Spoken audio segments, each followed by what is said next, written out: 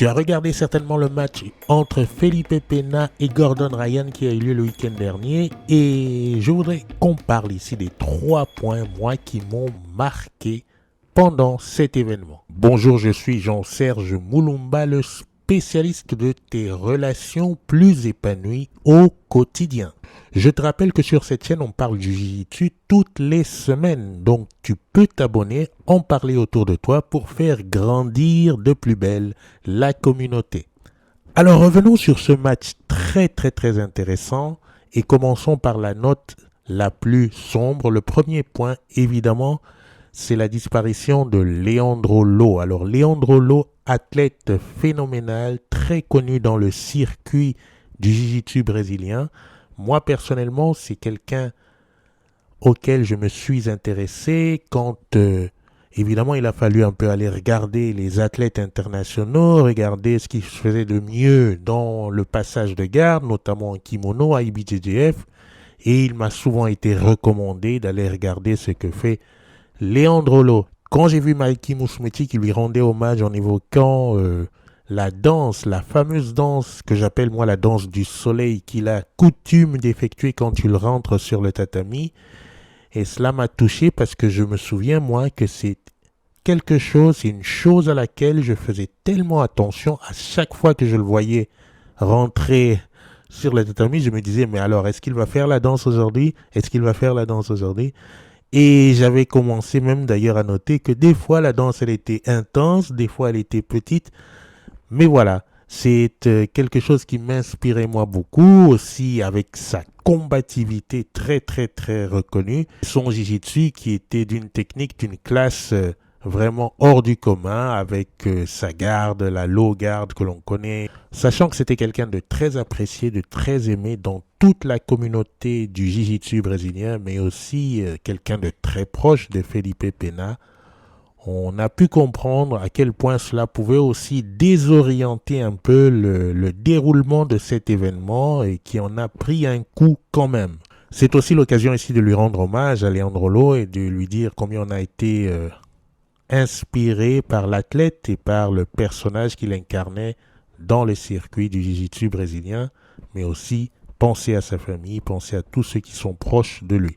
Alors le point numéro 2 maintenant, c'est au niveau du match lui-même, que je subdiviserai en 3 phases. Il y a eu quand même cette phase d'attente, de tension avant ce match, où il y a eu tellement d'échanges, tellement de choses dites entre Gordon Ryan et Felipe Pena. Il faut dire que ce match, ça fait 5 ans qu'il est attendu et que malgré tout, Felipe Pena reste la seule personne aujourd'hui au compteur qui peut se vanter d'avoir finalisé Gordon Ryan au moins une fois par le passé et de l'avoir battu 2 fois au total par le passé. Donc, ça restait quelque chose d'assez important dans les nombres et qu'il fallait quelque part réexaminer. Gordon Ryan, évidemment, le combattant, l'athlète, le compétiteur que c'est, était quelque chose qu'il voulait voir changer. Et donc, cela a généré quand même énormément de tension jusqu'à ce match. Et ma foi, tout le monde avait envie maintenant de savoir quel était ce moment de vérité. Comment est-ce que Felipe Pena allait pouvoir répondre aux problématiques de Gordon Ryan qui, entre-temps, depuis ces 5 dernières années, a complètement dominé le sujet. Il est devenu un autre athlète, il est devenu quelqu'un d'autre. Et on se demandait entre-temps comment est-ce que Felipe Pena allait y répondre. Et puis maintenant, il y a la phase du match. Eh bien, le match, moi, je l'ai regardé de façon neutre une fois, de façon neutre une deuxième fois, pour réellement essayer de me saisir de ce qu'il dégageait concrètement au niveau technique, stratégique, etc. C'est vrai que le format No Time Limit est quelque chose qui déjoue quand même les plans d'attente. On ne s'attend pas forcément à voir un match dans lequel l'intensité monte à brûle-pourpoint dès le départ. Non, l'intensité, elle monte vraiment au fur et à mesure. Et c'est ce qui s'est passé dans le match. Même si on avait cru comprendre par les propos de Gordon Ryan qu'il s'agirait d'un match complètement à sens unique qui serait dominé de bout en bout, eh bien non, les choses ont démarré crescendo. Et puis pour ma part, mais là c'est personnel, je trouve que Felipe Pena n'a pas été complètement à la rue. Au contraire, c'est l'adversaire qui a, depuis maintenant quelques années, c'est l'adversaire le seul qui a pu donner du change réellement à Gordon Ryan. N'en déplaise aux supporters de Gordon, il est sûr que Gordon Ryan a montré énormément de qualité, notamment dans son travail debout. Mais quant au passage de garde qu'il nous prédisait comme étant occurrent en multiples séries, eh bien, j'ai regardé et j'ai vu qu'il n'a jamais pu passer la garde de Felipe Pena. Évidemment, ils ont été tour à tour chacun au sol. Et ça a été toujours de difficulté aussi bien pour Gordon Ryan que pour Felipe Pena. On voyait bien de la nuance sur la fin au niveau cardio. On voyait bien que Felipe Pena, qui était un peu plus entamé que Gordon Ryan, mais là aussi on peut se poser la question, est-ce qu'il avait réellement tous ces outils en place pour pouvoir mentalement continuer de suivre ce rythme-là? On peut comprendre aussi que non. Et ma foi, ça reste aussi la couleur de cet événement par rapport à ce qui s'est passé, la tragédie de Leandro Lo.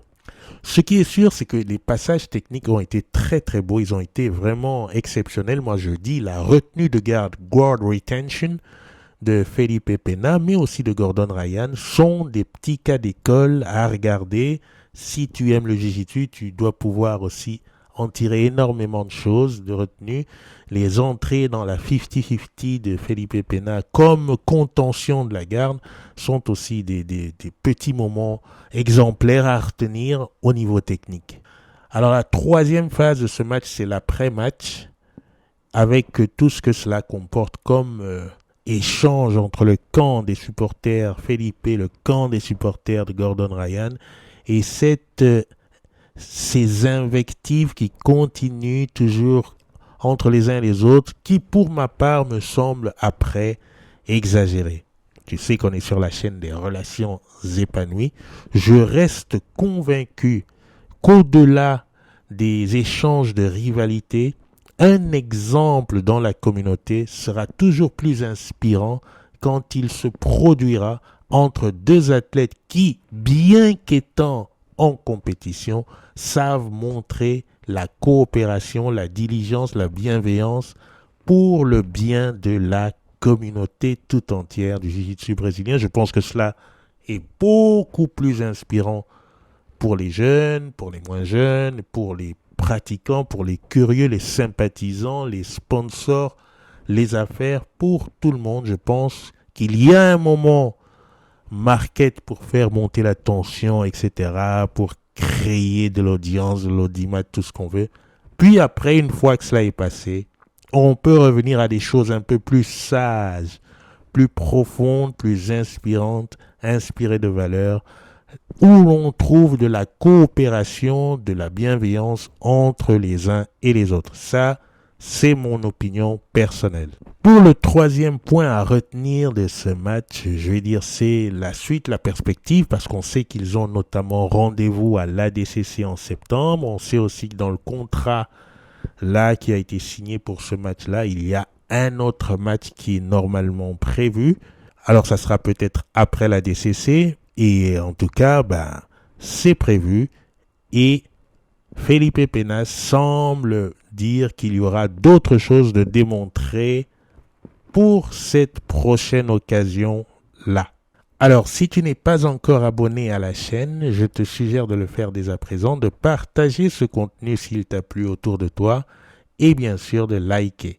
Cela permet de faire grandir la communauté et bien sûr d'aller vers un contenu toujours plus soutenu. Quant à moi, je te dis à la prochaine vidéo.